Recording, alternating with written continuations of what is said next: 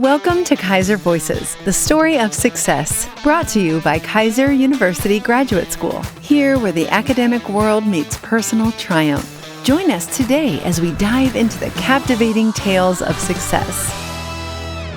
Welcome back, everybody, to the Keiser Voices Podcast, Stories of Success. Today, we're talking about the power of networking at events and conferences. And joining us is one of my favorite people to have the conversation with because she's so knowledgeable on the subject, is Ms. Jakelin Miranda, who is the Director of Student and Career Services from our Keiser University Pembroke Pines campus. Welcome, Jakelin. Thank you, Ms. Heather. It's my pleasure to be here and able to assist you in any questions you have about networking. I am so glad you just agreed to that because we're going to get started right away. Before we start talking about the actual event, you have to get in the right headspace. You have to prepare. You have to do your homework. How can someone effectively prepare to do networking at either an event or a conference? Is there a difference between the two, or should they be treated the same? They should be treated the same. But to help our students and our audience, I'm going to speak about I'm going to compare two things that I always compare: the dating and networking. Why do I say dating and networking? Because for some people, networking is a challenge and they do not like networking because they're shy or they are individuals that are afraid to introduce themselves.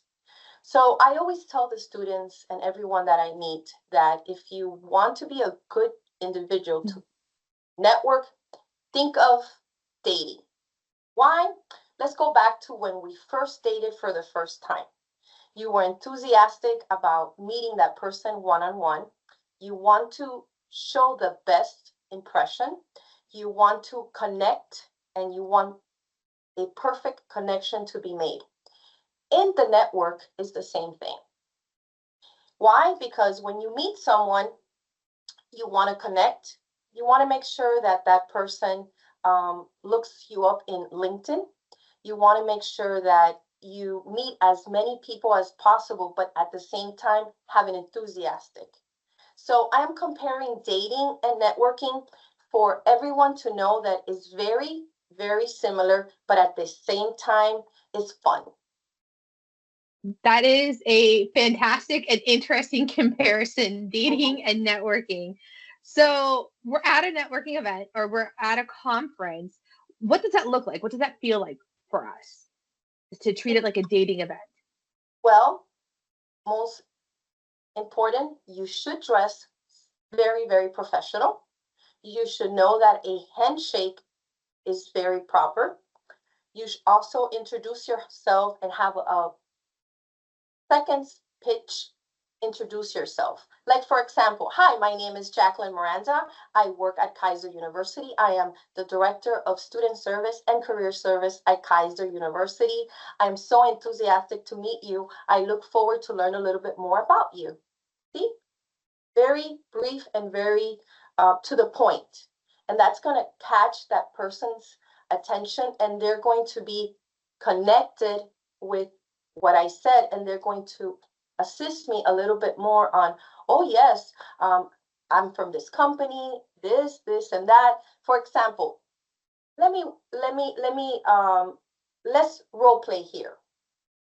All right, let's do this. Yes, you are a regional from Keiser University, right?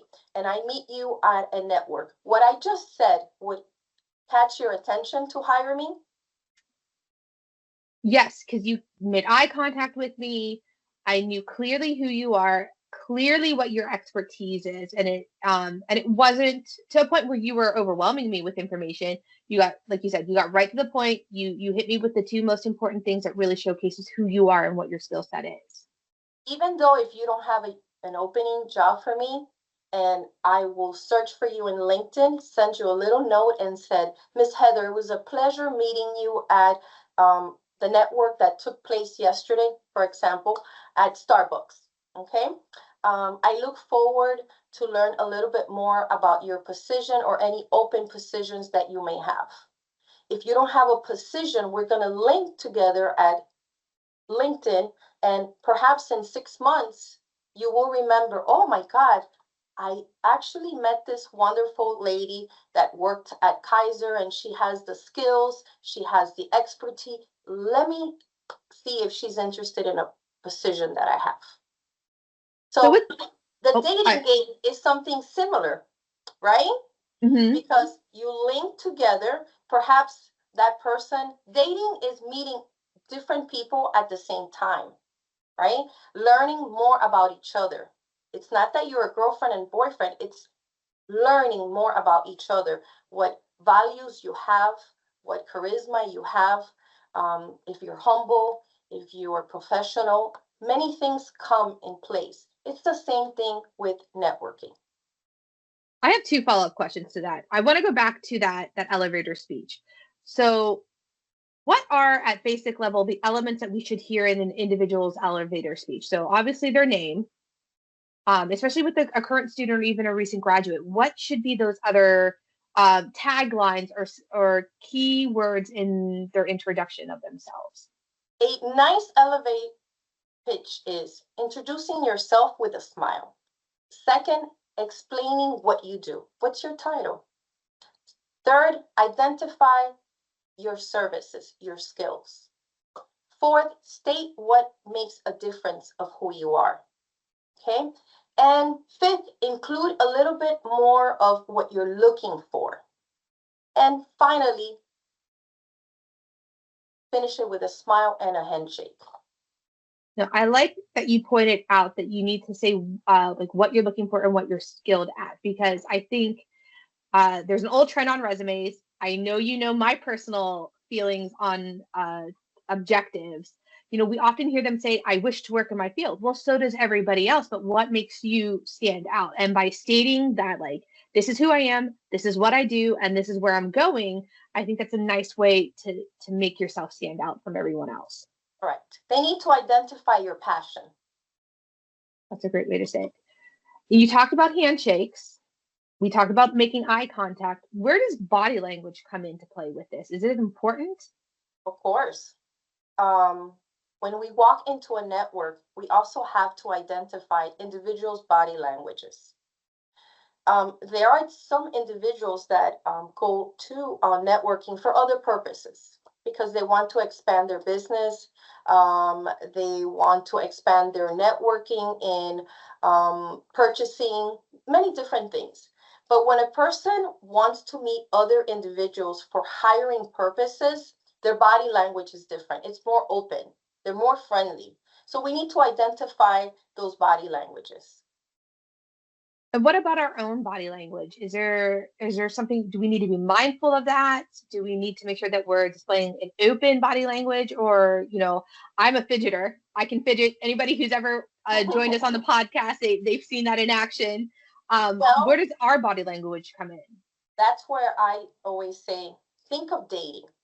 I always compare dating. When you go to your first date, you're happy, right? You're nervous at the same time, but at the same time, you have an enthusiastic, right? So that changes your face, your body language, and you feel more confidence.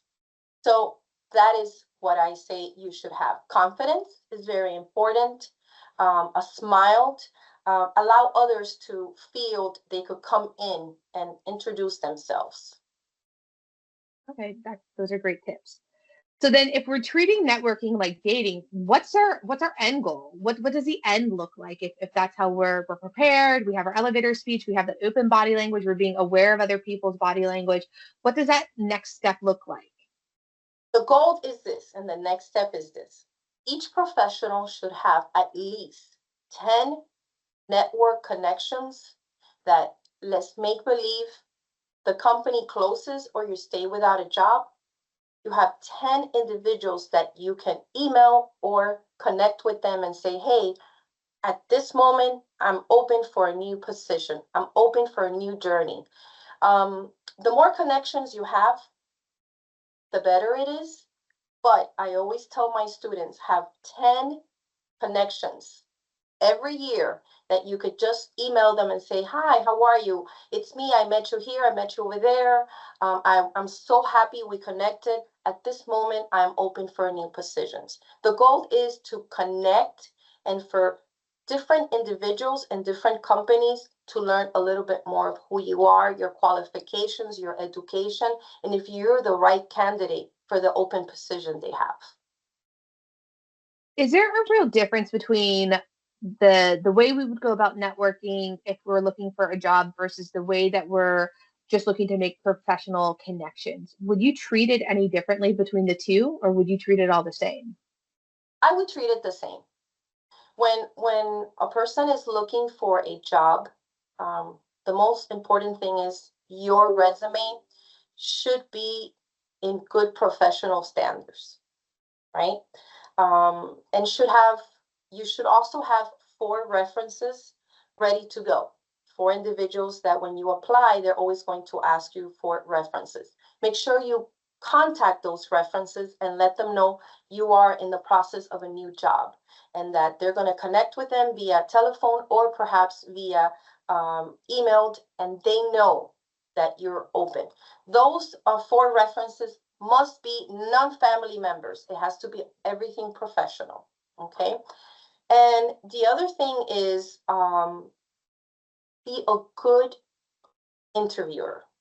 When you have good interviewing skills, even if you have a remote interview or perhaps a one-on-one interview, the more you practice your interview skills, the better it is. I believe that, and you know this, Ms. Heather, Keiser University does have we offer these services to our students, not just when there are students, even when they graduate, they could always come back and we can assist them with different resources to help them find a next job. So one of the things that we talk a lot with our doctoral students is it's good to network, especially when they're hitting that research phase. And so obviously their elevator speech also is going to include what their working dissertation or applied doctoral project is, because they really need to build those connections, right? These people might help them complete their research. They might be able to co-publish with them later on. What are your suggestions for those types of networking? For students that are going to graduate with a doctoral, students that are going to graduate with a doctorate should start networking at least 6 months to 3 months before they're going to graduate. They should also start looking and start applying 90 days before graduation. They must also step up their resume to another level, okay? And most important, join different institutions that they could add to their resume to also build connections and build that they are part of the community. I think they wouldn't have a problem finding a job. They have all the skills. They have 4 years of experience from before because they have a bachelor's, they have a master's, and it should be very easily and smooth for them to find a job. I believe a person that graduates with a doctoral has many new open doors, more than a bachelor's. That makes sense. As you elevate and you become more of an expert in your field, definitely different doors are opening for you. But you mentioned connecting with organizations, and it kind of helps lead into my follow-up question for you.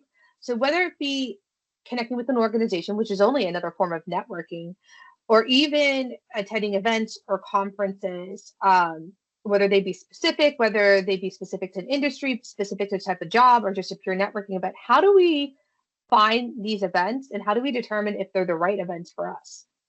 So, let me give you a perfect example. If you are in LinkedIn, okay, we all know about hashtags, right? So if you go on your LinkedIn and you put hashtag network events in the community, it's going to pop up really fast all the different networks that are going on during that week. Some of them are virtually, some of them are in person.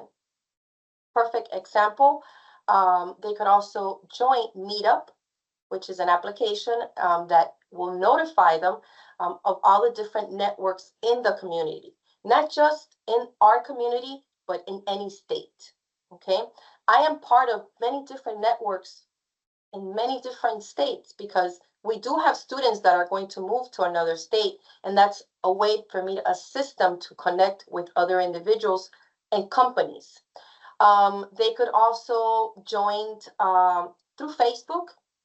We have so much opportunity through social media. Through Facebook, there's also a lot of different networking activities remotely. Eventbrite is another great application they could be part of, and it's in our fingers. Really, it's in the touch of our fingers just to meet new people and actually say, next Friday I am going to go to a network where I'm going to meet new people.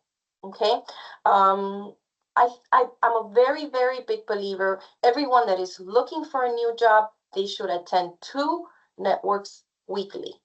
And if they do this within 30 days consecutive, they're going to find the right job, the right company at their 35th day. 35th day. Miss Heather, I always tell my students that it's the 30, 60, 90-day plan. Okay. 30 days, you apply every single day, 25 times to different companies. How many applications are you sending out weekly, Miss Heather? 5 times every day. That's 100 and what? 125 a week, right? Imagine if you sit down in less than 30 minutes, you apply every single day 25 times. At the end of the week is going to be 125. I'll tell you, I challenge everyone with these numbers. Within 2 weeks, you're going to get hired. Why? Because you're going to have a variety of different companies connecting with you. Are you interested in coming in for this interview? They'll send you an email. They'll call you. And the 30, 60, 90-day plan is when a student truly wants to find a job right away. They cannot expect that the job is going to be there within days. No, everything takes time, and professionals and HR and managers, it takes them a little bit to start interviewing. But if you follow the 30, 60, 90-day plan, which is dedicate yourself the first 30 days to apply, then those 60 days will kick in and you will be hired. You are not going to have to go through the 90 days. You're not. I can challenge whoever they want, and I can help you, and you could too, find anybody a job with the right tools, the right determination, the confidence helps so much in a person that is going to start networking, and it's in the job search hunting. Amazing. Jakelin, thank you so much for joining us today and talking to us about networking and also proper strategies for networking. We really appreciate your time. No, thank you. I always tell everyone that never give up. If you truly want a new job, it's right there. You're graduating, you have all the tools, you have new skills, you're motivated. All you need to do is come out of your shell, step up into a network, meet people, have a nice social media, have a nice LinkedIn, connect with people. And of course, think of the dating game. When you put yourself out there, you're always going to find love, right? We're both married, but we had to go through the same thing, right? So it's the same thing. If you put yourself out there, you're going to find the perfect job in the best company, and you're going to be very successful because you have all the tools. Thank you. And if you guys enjoyed our conversation, be sure to like, subscribe, and follow as we continue this conversation about networking. Thank you, Mrs. Heather. Thank you for your invitation. Thank you for journeying with us today on Keiser Voices, the story of success. As we close this chapter, remember, every story has its next page.